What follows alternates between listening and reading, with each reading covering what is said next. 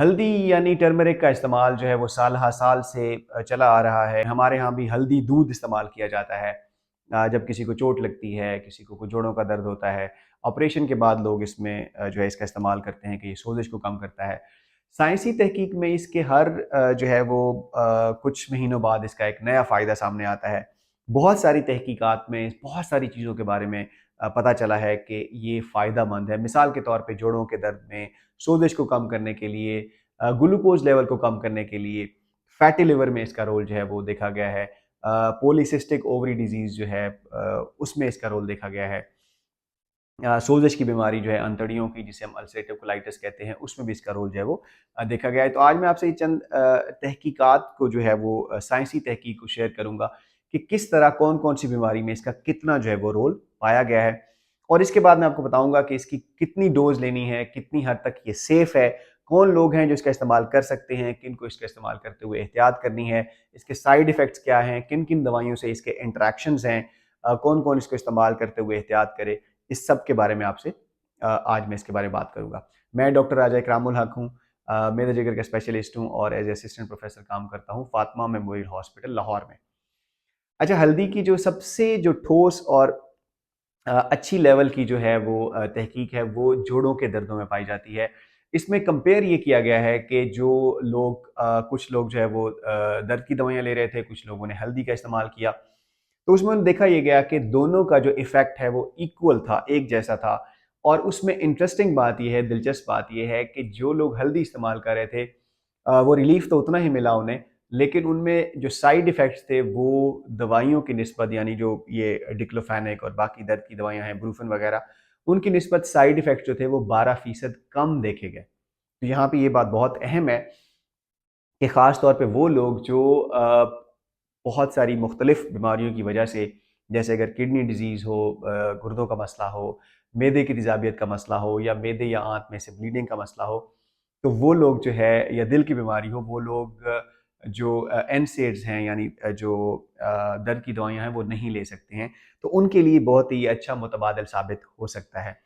इसके बाद एक रिसर्च ये साबित करती है कि जो हल्दी का इस्तेमाल था वो इन दर्द की दवाइयों से भी ज़्यादा अच्छा था और लोगों ने इससे ज़्यादा जो है वो रिलीफ़ और आराम महसूस किया। लेकिन ये जो रिसर्च है इसमें उन्होंने बिल्कुल थोड़े अरसे के लिए देखा था, लंबे अरसे के लिए नहीं देखा था, तो इसमें मज़ीद रिसर्च और तहकीक की ज़रूरत है कि आया ये वाक़ई इस हद तक जो है वो कारगर है कि नहीं है।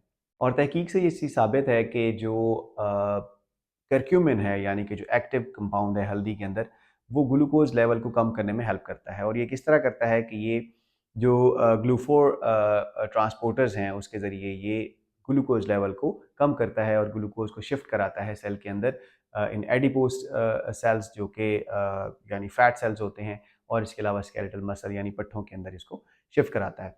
और ये एएमपी के पाथवे के ऊपर काम करता है, जो कि सिमिलर पाथवे है मेटफॉर्मिन का, जो कि एक दवाई है जो कि शुगर के अंदर इस्तेमाल होती है।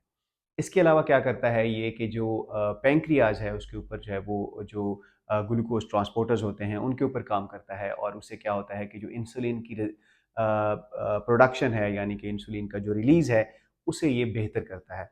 और जो है इसके अलावा एक और तहकीक है जो ये साबित करती है कि इसके इस्तेमाल से जो HbA1c लेवल है और HOMA-IR लेवल है वो उसमें इम्प्रूवमेंट आती है, यानी कि जो इंसुलिन की रेजिस्टेंस है उसको ये बेहतर करता है।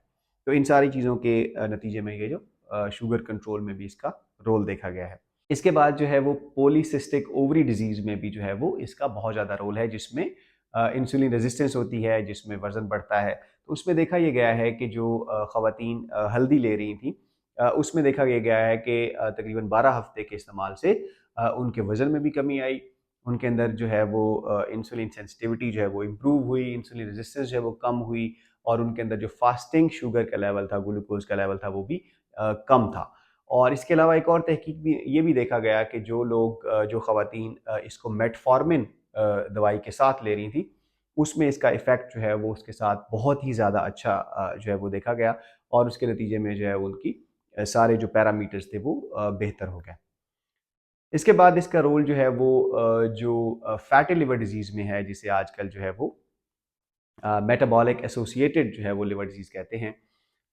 उसमें देखा ये गया है कि ये जो ALT और AST लेवल हैं जिगर के अंदर जो कि फैटी लिवर में बढ़ जाते हैं, उसको ये कम करता है और ओवरऑल जो मेटाबॉलिक इफ़ेक्ट्स हैं उसके ऊपर, जिगर के ऊपर, उन सबको भी ये सोज़िश को कम करता है और उसका जो ओवरऑल इफ़ेक्ट है उसे कम करने में मदद करता है।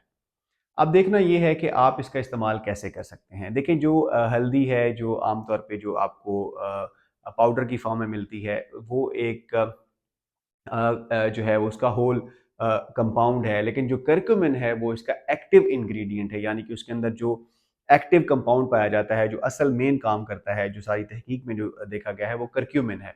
तो आपको उसके सप्लीमेंट्स भी मिल जाते हैं और वो आप इस्तेमाल कर सकते हैं। लेकिन यहाँ पे सबसे अहम चीज़ ये है कि उसकी जो करक्यूमिन की जो एब्ज़ॉर्प्शन है, जो जज़ब होने की जो उसका मैकेनिज़्म है, वो आमतौर पे रूटीन में अगर हम इसको अकेले लेते हैं तो वो ज़्यादातर इसका हिस्सा जो है वो जज़ब नहीं हो पाता है।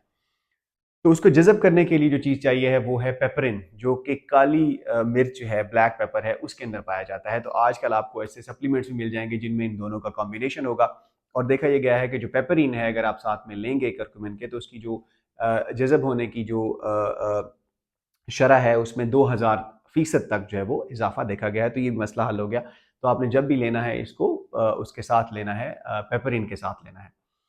अच्छा, एक और अहम चीज़ ये है कि ये वाटर सॉल्युबल नहीं है बल्कि लिपिड सॉल्युबल है या लिपोफिलिक है। तो इसका मतलब ये है कि आपने इसको जब लेना है तो आपने खाने के साथ इसको इस्तेमाल करना है और जिसमें ख़ास तौर पे एटलीस्ट जो है वो फ़ैट जो है वो 15 ग्राम तक हो।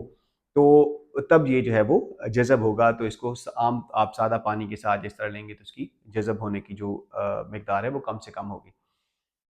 अच्छा, अब देखते ये हैं कि इसकी सेफ्टी किस तरह है। ये आम तौर पे सेफ़ है, इसमें जितनी भी अब तक तहकीक हुई है इसमें कोई मेजर इसमें जो है वो कोई इसकी ऐसा कॉम्प्लिकेशंस नहीं देखी गई हैं और डोज़ इसमें आम तौर पे जो है वो कहते हैं कि 8 ग्राम तक जो है वो इसकी डोज़ जो है वो सेफ़ है। लेकिन आपने किस बीमारी में कितनी डोज़ लेनी है, ये हमेशा आप अपने डॉक्टर के मशवरे के बाद ही लेंगे।